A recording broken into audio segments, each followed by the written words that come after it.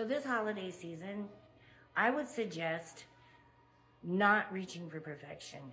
Just get together, enjoy your time together, enjoy some good food, some good music, or whatever you're doing, some good games. Enjoy the company of each other, because perfection doesn't exist, baby. It exists on television, it exists in movies, it exists in magazines, but it is not something that exists in real people's lives. The fact that you're with your family, the fact that you're just enjoying each other's company, and you're blessed to be having this food on the table, and blessed to be spending this time together, and worshiping Jesus, and just saying thanks for everything that the year has brought you. That should be enough. And don't, yes, the decorations are beautiful. I love the decorations, honestly, I do.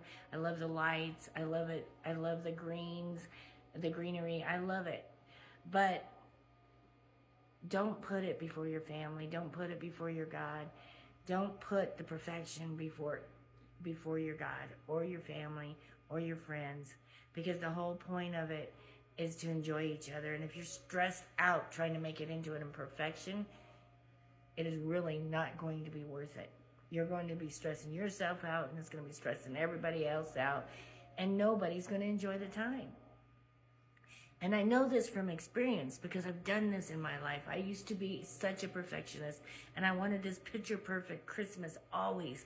You know, I had to have the perfect tree, and the perfect lights, and the perfect decorations, and the perfect everything. Well, back then I did the bulbs in the tree. I don't do that anymore, but I had to have it all. I had to have the perfect centerpiece, the perfect cookies, the perfect cakes, the perfect food, so badly that I would make everything homemade and myself, instead of letting other people bring stuff, because I had to have it a certain way, and I couldn't do it the way that I was going to do it.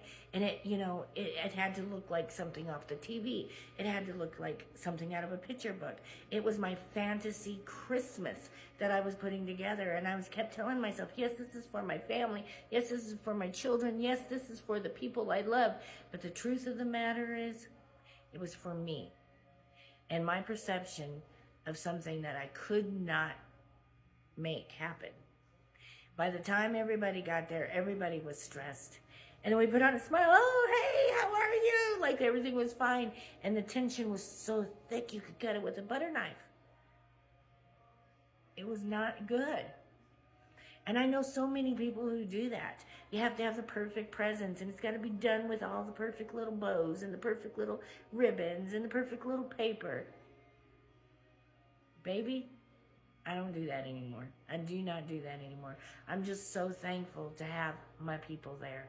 I'm so thankful that God has given us that moment to be together, to enjoy some really good food. Everybody brings in and pitches in, and it's great.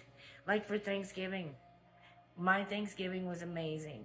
All of my family, my kids and my grandkids, and my nieces and my nephews and my cousins, all of the kids actually cooked for the adults.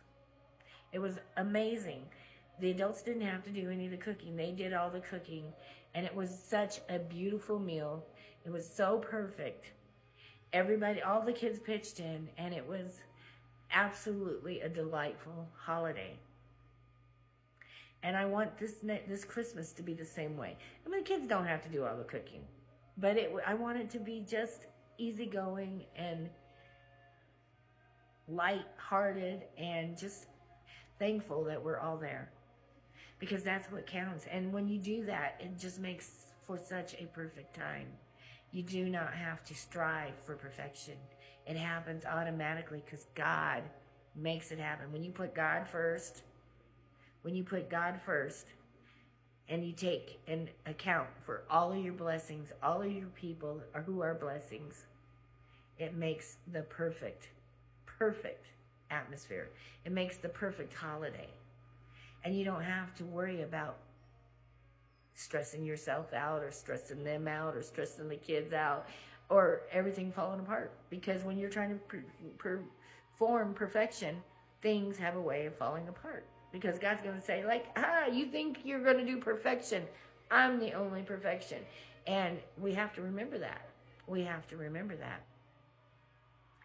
I don't think I can recall a better holiday than the last one that I spent with my family, because I wasn't stressed out and I wasn't trying to achieve perfection.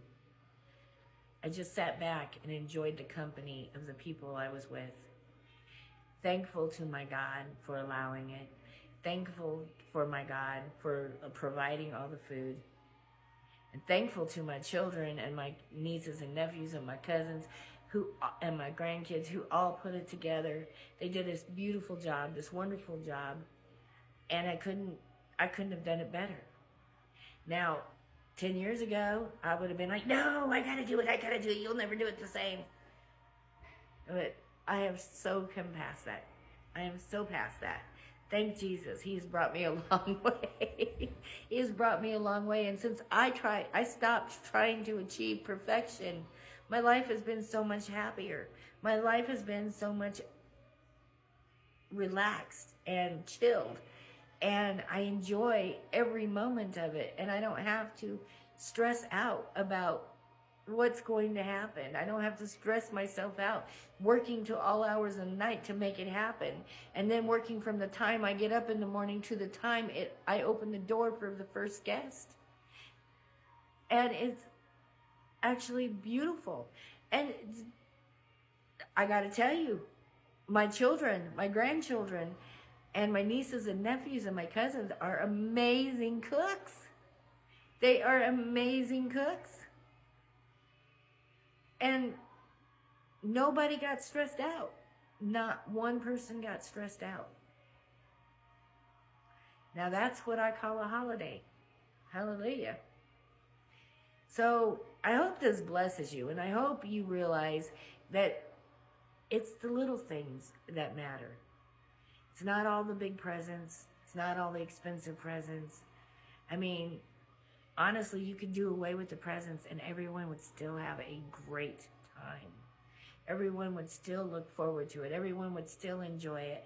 And they'd probably actually be less stressed because they didn't have to break into their bank accounts and spend their every last penny to make a present for everyone, to come up with a present for everyone.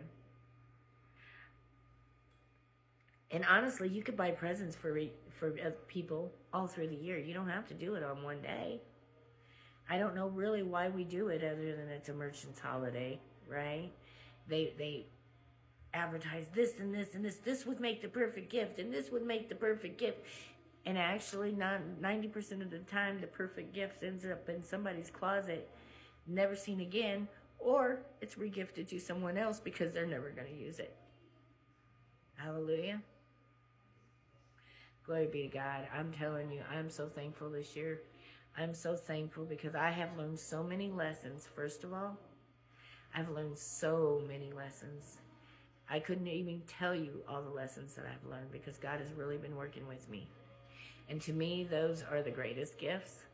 The gift of life, the gift of love from God, the gift of of giving me salvation, dying on the cross for me, and shedding his blood to cover me for my sins.